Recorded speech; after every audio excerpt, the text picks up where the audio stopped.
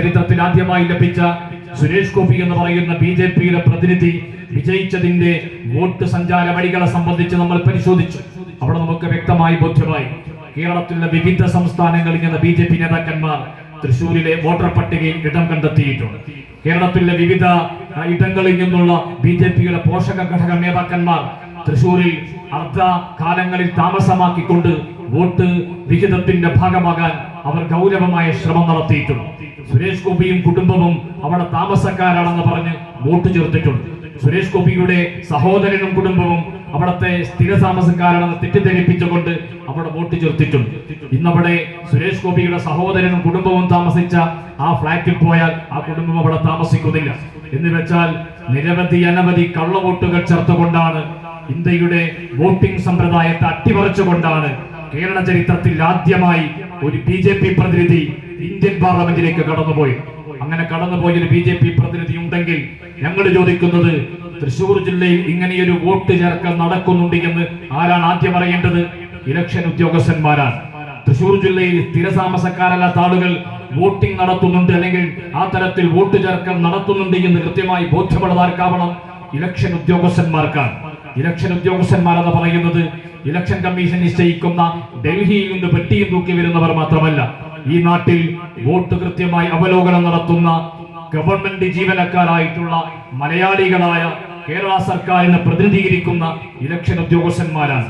ഇടതുപക്ഷം ഭരിക്കുമ്പോൾ ആരാണ് കൂടുതൽ ഇലക്ഷൻ ഉദ്യോഗസ്ഥ പദവികൾ വഹിക്കാറുള്ളത്? നമുക്കെല്ലാവർക്കും അറിയാം. അശാസ്ത്രീയമായ പല കാര്യങ്ങളും നടത്താൻ, അശാസ്ത്രീയമായ വിഭജനങ്ങൾ നടത്താൻ, അശാസ്ത്രീയമായ സമ്പ്രദായങ്ങൾ നടപ്പിലാക്കാൻ ഇടതുപക്ഷം അവരുടെ അനുയോജ്യരായ ഉദ്യോഗസ്ഥന്മാരെ നിലനിർത്തിക്കൊണ്ടാണ് ഒരുപക്ഷെ നേരത്തെ സ്വാഗത പ്രസംഗത്തിൽ പറഞ്ഞതുപോലെ ഈ കോഡൂർ പഞ്ചായത്തിൽ വരെ ഉദ്യോഗസ്ഥന്മാരെ നിലനിർത്തിയിരിക്കുന്നു. അങ്ങനെ ഉദ്യോഗസ്ഥന്മാർക്ക് കൃത്യമായ ഭരണകക്ഷിയുടെ ഉപദേശ നിർദ്ദേശങ്ങൾ ഉണ്ടാകും.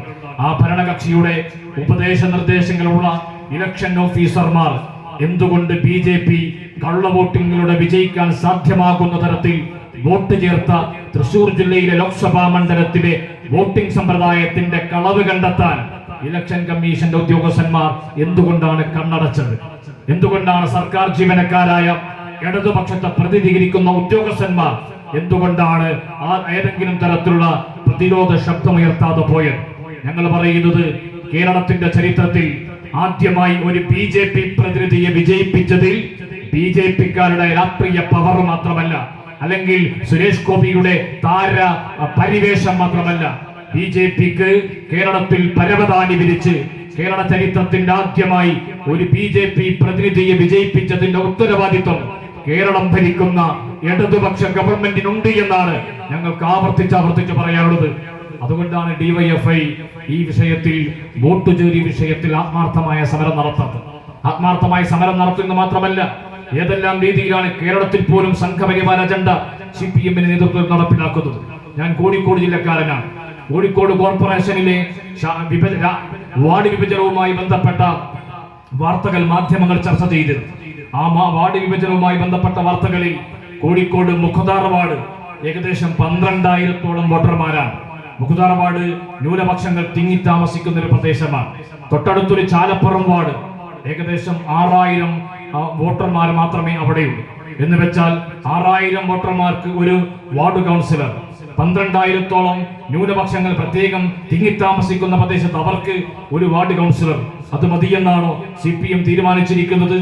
എന്ന് വെച്ചാൽ പരമാവധി കൗൺസിലർമാരുടെ എണ്ണം കുറയ്ക്കുക, പരമാവധി കൗൺസിലർമാരുടെ എണ്ണം കുറയ്ക്കുക. നമ്മൾ ആലോചിക്കേണ്ടത്, തെരഞ്ഞെടുപ്പിന്റെ തൊട്ടടുത്ത ദിവസം വരുന്ന പത്രത്തിലുണ്ടാകും, ചരിത്ര വിജയം നേടി മുസ്ലിം ലീഗ്. വേങ്ങര നിയോജക മണ്ഡലം നിയമസഭയിൽ മുസ്ലിം ലീഗിന് 60,000 വോട്ടിന്റെ വിജയം, മലപ്പുറത്ത് മുസ്ലിം ലീഗിന് 50,000-ന്റെ വിജയം. തൊട്ടടുത്ത പിറ്റേ ദിവസത്തെ പത്രത്തിൽ നമ്മൾ പുളകിതമാക്കുന്ന തലവാചകമാണ്. മനോരമ പത്രത്തിലും മാതൃഭൂമിയിലുമൊക്കെ പൊതുപത്രങ്ങൾ ചരിത്ര ഭൂരിപക്ഷം നേടി എന്നും മുസ്ലിം ലീഗ് മുന്നോട്ട് നേടി വെക്കുമ്പോൾ നമ്മൾ അറിയാതെ പുളകിതമാകേണ്ടതില്ല. ഗൂഢ പദ്ധതികൾ ഇതിന്റെ പിറകിലുണ്ട്. പ്രത്യേകമായ ഒരു രാഷ്ട്രീയ സമൂഹത്തെ ഒരു നിയമസഭാ മണ്ഡലത്തിൽ ഒതുക്കുക, അല്ലെങ്കിൽ ഒരു ലോക്സഭാ മണ്ഡലത്തിൽ ഒതുക്കുക, അല്ലെങ്കിൽ ഒരു വാർഡിൽ ഒതുക്കുക, എന്നിട്ട് അവരെ തിങ്ങിപ്പാർപ്പിക്കുന്ന ഒരു പ്രദേശത്ത് അതൊരു വാർഡാക്കി, ഒരു നിയമസഭയാക്കി, അതൊരു ലോക്സഭയാക്കി മാറ്റിക്കൊണ്ട് അവരുടെ കൗൺസിലർമാരുടെ, നിയമസഭാ സാമാജികന്മാരുടെ, പാർലമെന്റ് അംഗങ്ങളുടെ എണ്ണം കുറയ്ക്കുക എന്ന ഗൂഢതന്ത്രം ഈ അശാസ്ത്രീയ വാർഡ് വിഭജനത്തിലൂടെ പരീക്ഷിച്ചു തുടങ്ങിയിരിക്കുന്നു. സംഘപരിവാരമല്ല കേരളത്തിൽ CPM എന്നുള്ളത് കോഴിക്കോട് കോർപ്പറേഷൻ പറയും. നിങ്ങൾ കോഡൂർ പഞ്ചായത്തിന്റെ ഒരു പ്രാദേശികമായ കണക്കെടുത്തു നോക്കൂ. പ്രകൃതിപരമായ വിഭജനം മാത്രമാണോ ഇവർ അതിർത്തികളായി നിശ്ചയിച്ചിരിക്കുന്നത്? മുസ്ലിം ലീഗ് വിജയിക്കാൻ സാധ്യതയുള്ള സ്ഥലത്ത് മുസ്ലിം ലീഗ് ഒരു 600 വോട്ടിന് വിജയിക്കട്ടെ, അങ്ങനെ ഒരു വാർഡ് നിശ്ചയിക്കും. അവിടെ മുസ്ലിം ലീഗിന്റെ മുഴുവൻ പ്രവർത്തകന്മാരെ അങ്ങോട്ട് വോട്ടർമാരാക്കി മാറ്റും. നമുക്കൊരു ഭാഗത്ത് നമുക്ക് 600 വോട്ടിന് ജയിക്കണ്ട, നമുക്ക് 100 വോട്ടിന് വിജയിച്ചാൽ മതി, ഞങ്ങൾക്ക് 5 വോട്ടിന് ജയിച്ചാൽ മതി. മാനദണ്ഡ പ്രകാരം വാർഡുകൾ വിഭജിക്കണം.